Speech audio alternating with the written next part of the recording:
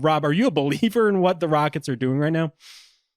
I think it's all relative. And some of it we're going to get into, I know. If we're going to say nice things about the Rockets, we have to say nice things about Jalen Green. He's been sensational lately, not just these games without Sengun, but really going back the last 3 or 4 weeks, has played his best basketball. If not, I mean, certainly of the season and maybe of his entire career. So that I want to believe in. There's a lot of things about the Rockets I want to believe in.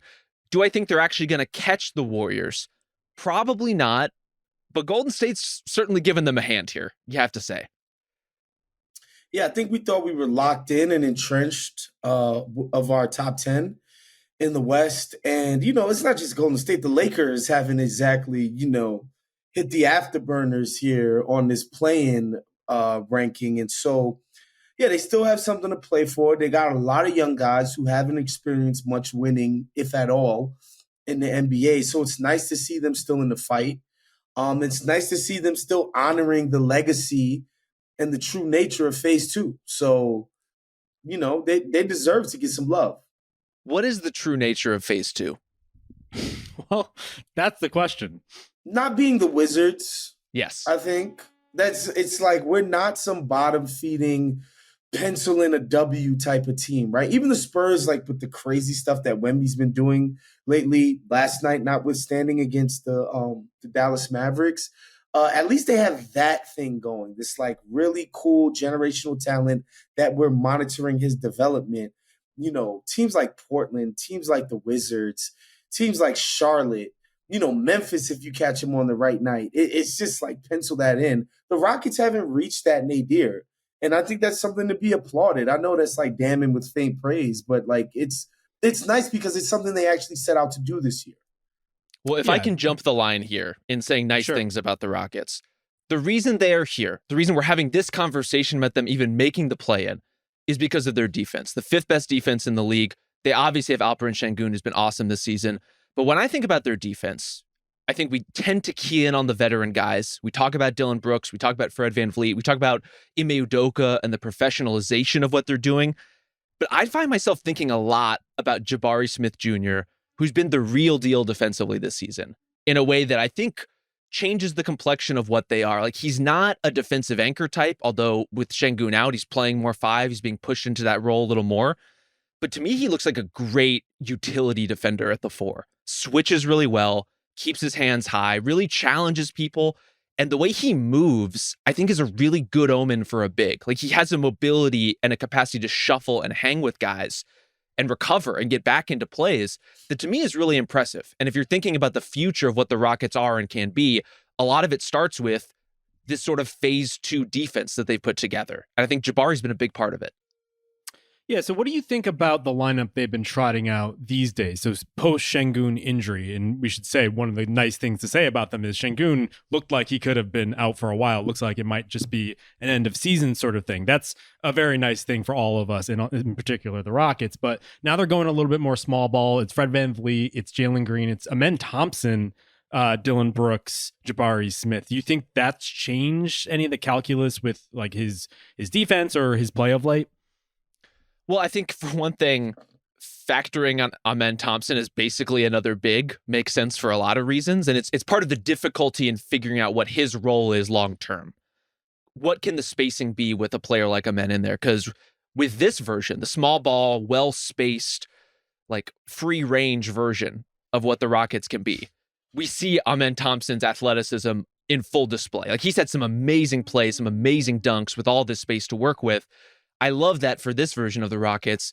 I do wonder how he fits into things. And a lot of it's going to depend on his individual development and who he is, both as a lead ball handler and whether he's going to be able to ever hit like pull-up jumpers at a reliable rate, but also as an off-ball cutter. If his fate is going to be more of a 2-3 type or a combo or some like hybrid positional player, he's going to have to figure out an off-ball destiny that goes beyond just hitting corner jumpers. It's funny because under a different regime and obviously a completely different cast of players, the Rockets sort of pioneered playing this 4-out style with a guard at de facto center on offense when they had Westbrook, and they basically traded all of their big man depth to, fully optimize what he actually still did well on the court. So doing a version of that with Amen Thompson makes sense, obviously.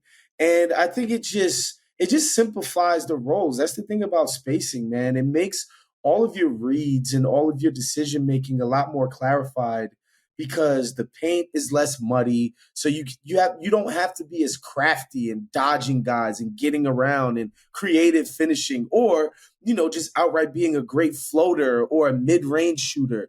It clarifies your decision making in such a way. And for a rookie who's limited in the specific ways that he is, obviously that's a smart thing for Ime Udoka and his staff to be doing.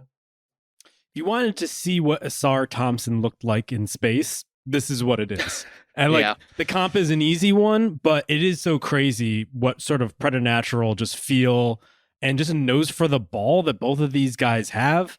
It's just like the way they're just able to rack up rebounds just by kind of heat sinking missiling it from the perimeter is kind of unreal. And while Amen isn't handling the ball, that was supposed to be the distinction between him and Asar. Asar was supposed to be the conclusion of the play. Amen was the one driving the action. You could definitely see like this is a skilled, good basketball player that you just want on your team. How you use it is going to be complicated if he isn't holding the ball, but clearly he has value on this team.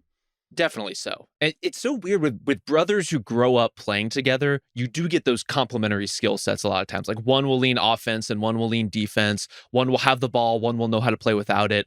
And there's some of that with the Thompsons, but there's also like that pack of piranhas, like feasting on every loose ball, every transition opportunity. Like they know how to play alongside players like them. And so that's one thing I'm really excited to see with Amen's career and how it develops from this point is as the Rockets get even more athletic, even more ferocious, as you put guys, like Tari Eason is a great example of the kind of player who Amen could play off of on this team really effectively over time. Like that kind of energy, that kind of chaos, it feeds into itself. Waz, did you have something nice you want to say about the Rockets? But I just think I said what I had to say. They're playing hard still, even when it seemed like they were out of a play-in. And again, like it's easy to sort of scoff at the idea that you would be busting your hump to get the 10th seed in the West and earn a right to, potentially, maybe, hopefully become cannon fodder for whoever ends up being number one out there, most likely the Nuggets or whatever.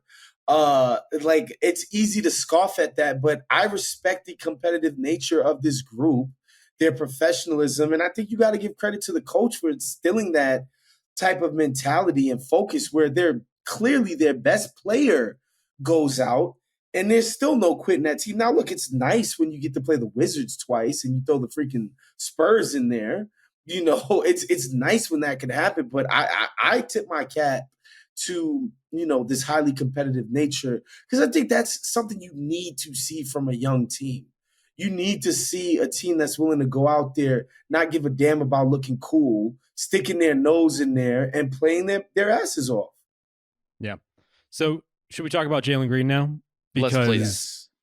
The essential question I have is, should Jalen Green be part of phase 2 of the Rockets, which looks a little silly now that Green is on the heater that he's on. But I think it is kind of the essential question of like how this team goes from an also-ran to taking the level. Because what they did in the offseason, I think very clearly raised their floor. They are, as Waz was alluding to, the champagne of beer of this tier of teams. They are clearly at the top, even if you include the Eastern Conference teams. They're a cut above those.